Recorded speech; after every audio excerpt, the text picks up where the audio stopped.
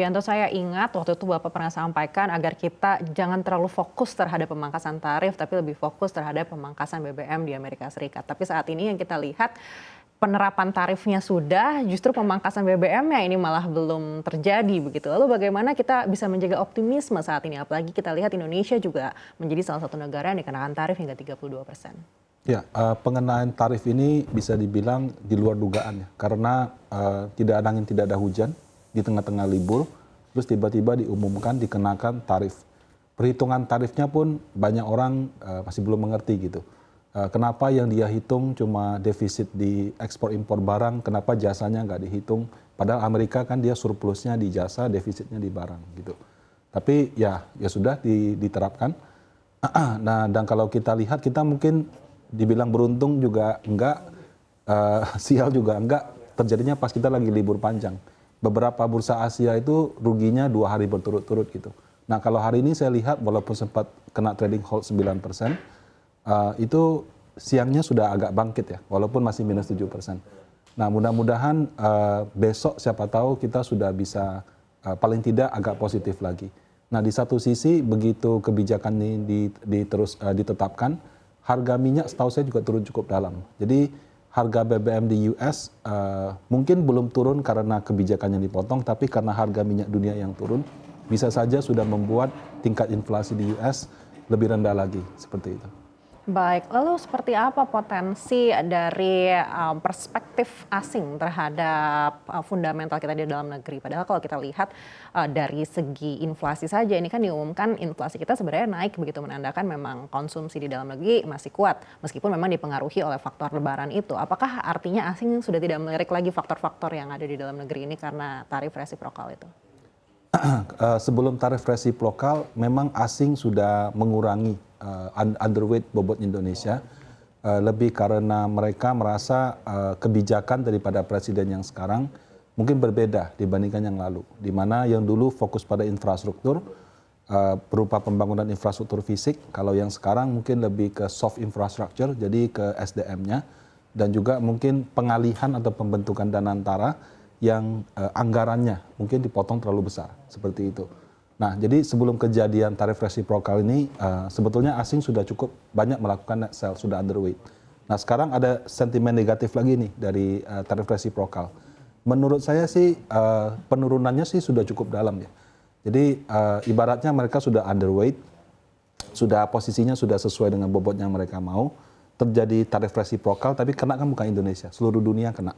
Jadi ini penurunan yang sifatnya ya one time only, di mana mereka mengadjust berita baru tersebut. Tapi apakah setelah ini mereka akan lebih underweight Indonesia lagi? Rasanya tidak, karena sampai sekarang belum ada satupun atau suatu kepastian negosiasi dengan Trump yang berhasil seperti apa. Vietnam langsung menawarkan tarif 0% ke Amerika. Tadi saya baca, dia bilang sorry, yang kami minta bukan tarif ini, karena dia bilang masalahnya di non tarif measure gitu. Tadi juga disampaikan Pak Airlangga kan. Jadi nggak cuma masalah tarifnya 0% aja. Bagaimana dengan ketika barang dijual dari US ke negara tersebut yang sifatnya non tarif itu seperti apa? Nah, jadi negara yang sudah menawarkan 0% juga sahamnya tetap jatuh kan. Negara-negara yang kita lihat pemimpinnya menyampaikan dengan baik bagaimana antisipasinya, sahamnya juga tetap jatuh. Jadi sampai saat ini menurut saya belum ada suatu kesimpulan, oke, negara ini akan diuntungkan, negara ini akan dirugikan. Jadi ini lebih ke penyesuaian portfolio, karena kemarin kita libur, orang mau jual tapi masih tutup. Nah, begitu sudah dijual semua hari ini, besok mungkin orang akan melihat dari awal lagi.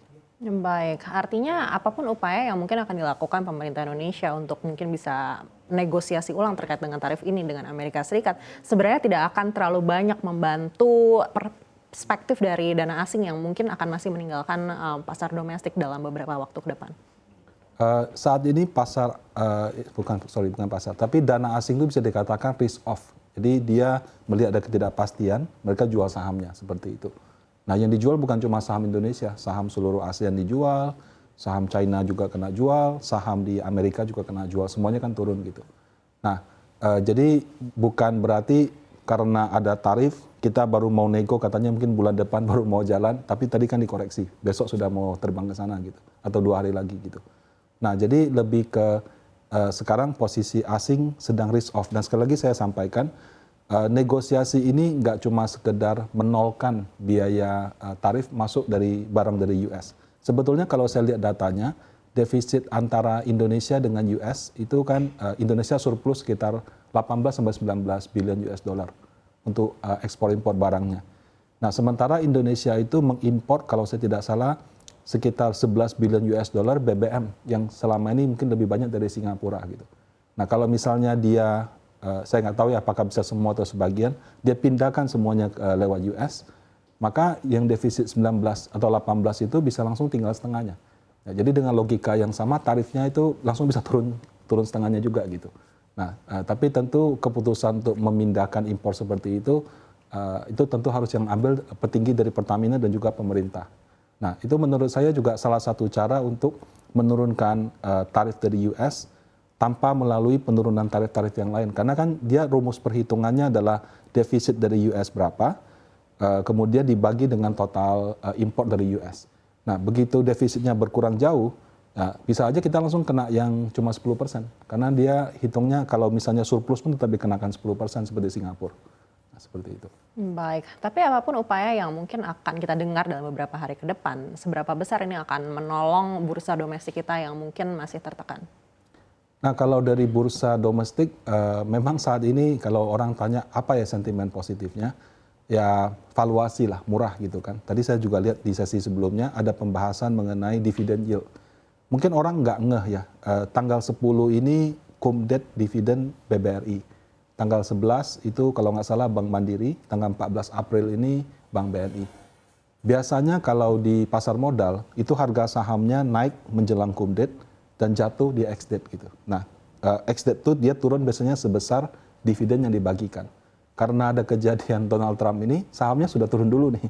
Jadi dengan harga sekarang tadi saya perhatikan Bank BRI, Bank Mandiri, sama Bank BNI, itu kalau kita beli dengan harga sekarang, dividen yield-nya sudah sekitar 10%. Nah, dengan asumsi perusahaan-perusahaan ini labanya stagnan nih selama 10 tahun, itu dari dividen saja kita sudah balik modal gitu. Nah, jadi itu menurut saya mungkin akan menjadi peluang terutama bagi investor yang berbasis value. Nah, tapi kalau bagi investor yang mungkin dia lihatnya lebih ke capital gain atau lihatnya kondisi market, mungkin dia lihat turun banyak, dia akan ada kepanikan dan sebagainya. Tapi kalau sebagai investor value sih, kapan lagi bisa dapat dividen 10% dari perusahaan-perusahaan yang terbukti setiap tahun mencetak kenaikan laba gitu. Nah, dalam kondisi normal 2-3% itu sudah bagus. Ini sudah 9-10%. Nah, jadi itu menurut saya mungkin yang akan menjadi sentimen positif bagi investor untuk membeli di harga yang murah. Mungkin lebih ke investor-investor strategis.